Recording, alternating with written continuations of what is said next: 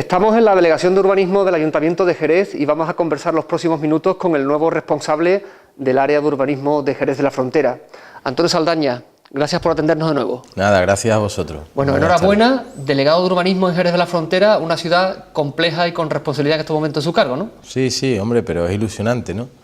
Además de tener una gran responsabilidad, no olvidemos que Jerez es la quinta ciudad de Andalucía, es un orgullo para un jerezano pues estar en el gobierno de la ciudad, pero con mucha ilusión también, mucha ilusión y con ganas de que poco a poco pues las cosas con el trabajo diario pues puedan ir un poquito mejor. ¿Cómo han sido los primeros días aquí en el área de urbanismo, ese contacto con los técnicos y demás?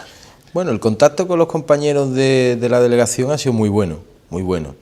Yo creo que los trabajadores de las administraciones, vistos desde fuera, tienen una imagen un poco más, diríamos, frívola o distante después cuando trabajas con ellos, ¿no? Ha sido especialmente bueno.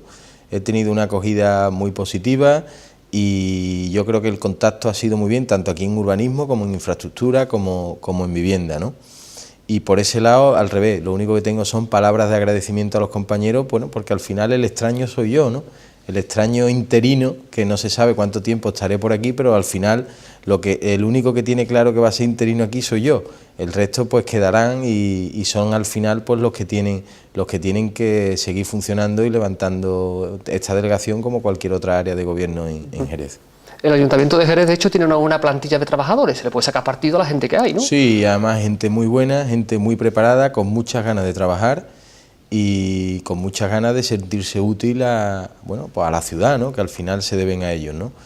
Y estoy convencidísimo de que se puede hacer mucho más con esta plantilla, no por la acción, diríamos, política nuestra, ¿no? Sino por no molestar. O sea, aquí lo que hay que dar unas directrices más o menos claras, cuáles son los objetivos, y no empeñarse en que todo tiene que pasar o todo tiene que ser una decisión política. Es decir, habrá determinadas líneas, determinadas directrices que evidentemente pues la persona que está como responsable político es la que las marca, pero después hay muchas otras cosas que tienen que quedar en la estructura de la administración, ¿no? Y muchas veces los políticos pues se empeñan en meterse hasta la cocina en todos los asuntos y eso lo único que hace es contraproducente para el funcionamiento normal y por lo tanto para el servicio a los ciudadanos. Antonio, entras con cargo público en el Ayuntamiento de Jerez de la Frontera y antes hemos hablado de la responsabilidad. Eres primer teniente de alcalde, portavoz del grupo municipal, delegado de urbanismo, llevas también infraestructura, vivienda. Bueno, ¿cómo vas a sacar tiempo para todo? Bueno, eso suena, si ponemos los cargos uno detrás de otro, suena muy grande, pero realmente es mucho más sencillo explicarlo, es decir, es todo lo que esté relacionado con la construcción de vivienda, el urbanismo y todo, diríamos un poco con lo que históricamente se ha llamado el ladrillo o bueno, la obra, es lo que yo llevo.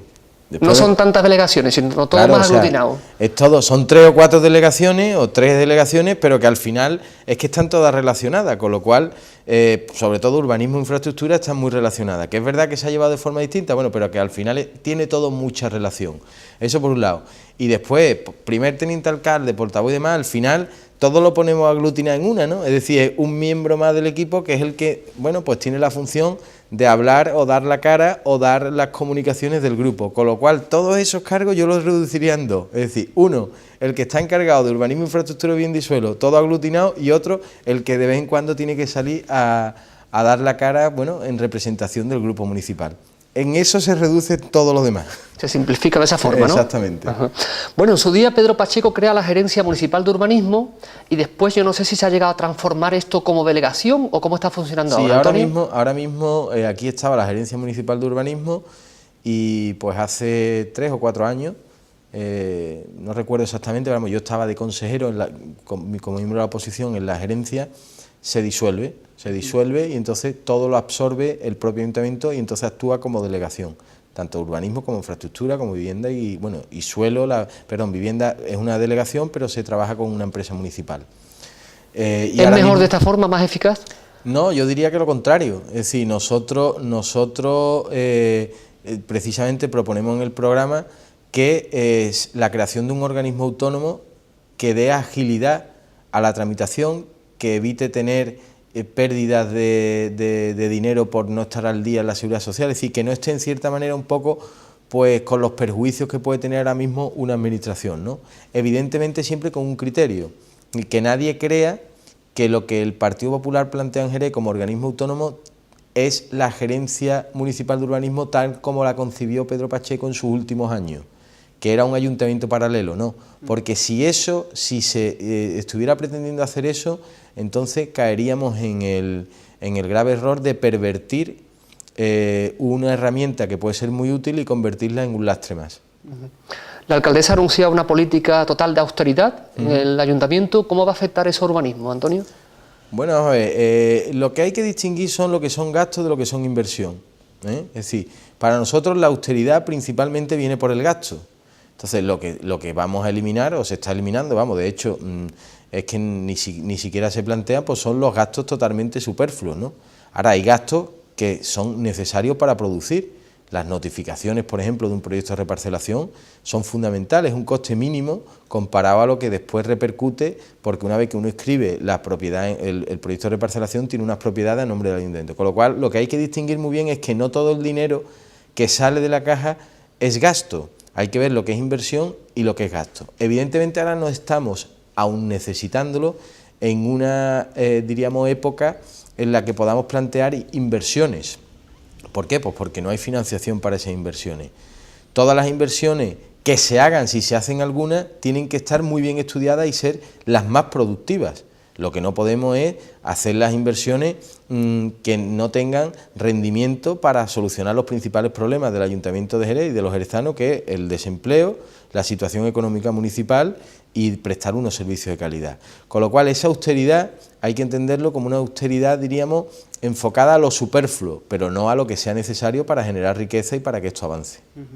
¿Qué le pides tanto a la oposición como a los distintos colectivos de Jerez para la buena gestión del ayuntamiento, Antonio? Bueno, yo creo que ayuda, ¿no? Es distinto a los grupos de la oposición que a los colectivos, porque los colectivos siempre son proclives a ayudar, ¿no? Lo que les pedimos es comprensión también, que nos ayuden, porque al final nosotros estamos en manos de ellos.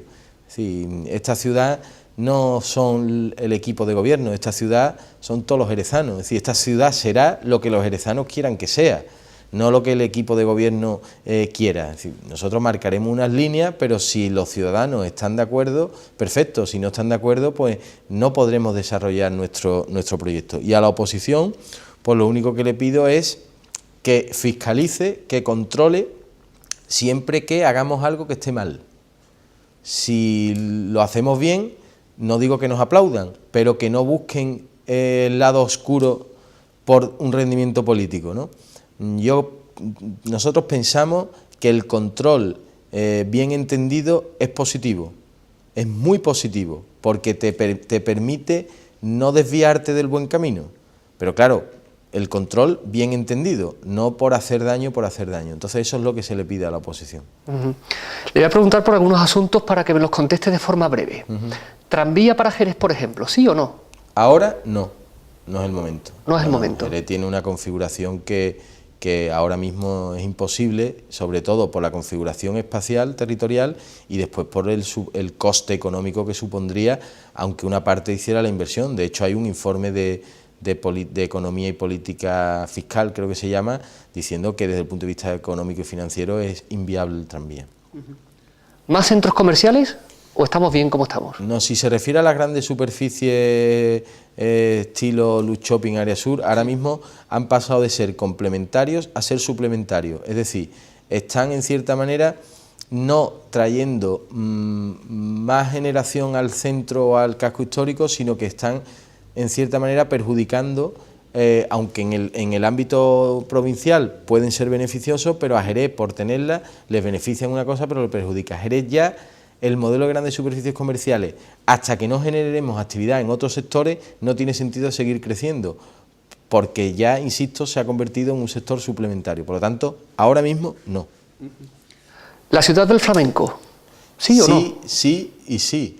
Es decir, yo creo que esto es una apuesta importantísima que tiene que hacer Jerez, independientemente del grupo político, del partido político que esté gobernando. Es decir, Jerez se puede posicionar a nivel nacional e internacional como un referente en el mundo del flamenco. De hecho lo vemos en los festivales que se organizan y vienen personas de prácticamente todo el mundo, aunque sí es verdad que de Asia vienen muchos más, de Japón, pero es evidente que eso no va a ser bien gestionado, no va a ser un gasto, va a ser una inversión muy importante, que en este caso pues estamos intentando, porque estas 2 últimas anualidades, que sea el Gobierno de la Nación el que también nos ayude, ¿no? Pero por supuesto que sí. ¿Aparcamientos gratuitos para el hospital? Bueno, eso yo creo que es reducir un poco, diríamos, la pregunta, ¿no? Yo entiendo que es el sentido, ¿no? Es una demanda de los ciudadanos. Sí, lo que sí es evidente es una cosa. Lo que no es lógico es que alguien que vaya a un servicio público y va a un hospital de manera obligada cuando tiene que ir, que si tenga que hacer frente a un aparcamiento y pagar un alto coste. O sea, eso no es lógico, ¿eh? Con lo cual, yo no quiero decir con esto que haya que quitar el aparcamiento que hay, pero lo que sí es evidente es que tenemos la obligación, y sobre todo estando donde está, porque todavía si estuviera en el centro, diríamos un aparcamiento subterráneo vendría a solucionar el problema de aparcamiento, pero en la zona en la que está, que tiene terrenos adyacentes, lo que no tiene mucho sentido es que forcemos a que todos los jerezanos tengan que pagar, porque habrá muchos que podrán pagarlo, pero habrá muchos otros que no. Por lo tanto, no es cuestión de decir aparcamiento gratuito sí o no, es decir, usted tiene que facilitar el aparcamiento y el acceso y la accesibilidad de cualquier ciudadano independientemente de su nivel económico, y tiene que darle una facilidad que no sea mediante pago para poder acceder. Onda Jerez como medio de comunicación municipal, ¿qué hacemos con él? Bueno, vamos a ver, ahora mismo lo que hay que decidir es, no es que haya que decidir, es decir, lo que es evidente es que Onda Jerez presta un servicio público. Es verdad que es un servicio público no esencial, pero es un servicio público. Entonces, los jerezanos han estado durante muchos años muy orgullosos de su televisión local. Onda Jerez ha sido referente a nivel nacional en las televisiones locales. Lo que sí es evidente es que lo que los jerezanos no están dispuestos es a pagar o a costear 4 millones de euros o 5 millones de euros, que creo que es el presupuesto, pero vamos, al final el neto, 4 millones de euros, para que sea una televisión al servicio del político de turno que esté en ese momento, porque entonces nos cargamos la televisión. La televisión tiene que ser informativa y tiene que entretener, y tiene que darle, si la entendemos como servicio público, tiene que darle al ciudadano lo que él quiera. O sea, lo que él quiera en el sentido, no digo lo que él quiera cualquier cosa, sino, hombre, que esté enfocada al ciudadano y no al gobierno de turno, ¿no? Entonces, por un lado hay que reconsiderar, diríamos, el enfoque de la televisión municipal y que no se convierta en un alma puramente electoral o una herramienta puramente electoral, y por otro lado, evidentemente hay que limitar los costes. Sí, tenemos que decidir sí al servicio público, pero ¿hasta dónde? Lo que no puede ser tampoco es un pozo sin fondo, ¿no? Entonces ahora mismo está en una situación muy delicada. Onda Jerez está, el otro día lo decíamos, en la UCI desde el punto de vista económico, y bueno, pues habrá que tomar decisiones, pero de momento es un servicio público que los jerezanos han decidido que de momento sigue, ¿no? Termino con el circuito de Jerez. Sí. ¿Le dan ustedes apoyo municipal o lo dejamos en manos de la Junta de Andalucía? A ver, el apoyo municipal lo va a tener que tener siempre, pero si la Junta de Andalucía viniera y se lo quedara entero, por nosotros encantados. Vamos, evidentemente teniendo una participación pero que realmente el circuito de Jerez es un equipamiento que está en Jerez, pero que sus efectos son supramunicipales.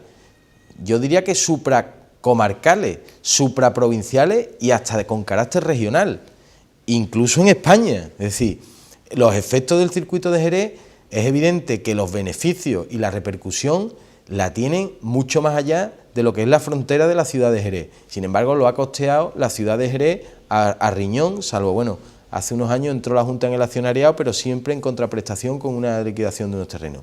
Por lo tanto, animamos a la Junta de Andalucía que se implique en el circuito. Nosotros estaríamos totalmente encantados. Ahora tiene un porcentaje, 30 y tantos %, lo que es Cirgesa, pero que si quiere elevarlo y quiere poner dinero, nosotros encantados, porque realmente ahora está atravesando una situación muy crítica.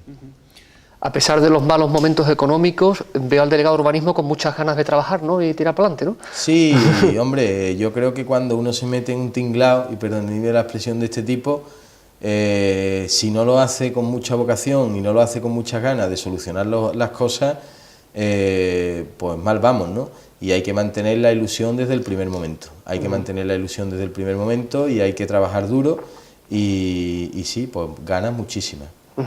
Antonio, muchas gracias por atendernos y que sean fructíferos estos 4 años al frente del ayuntamiento. Nada, pues a vosotros. Muchas gracias. Hasta luego.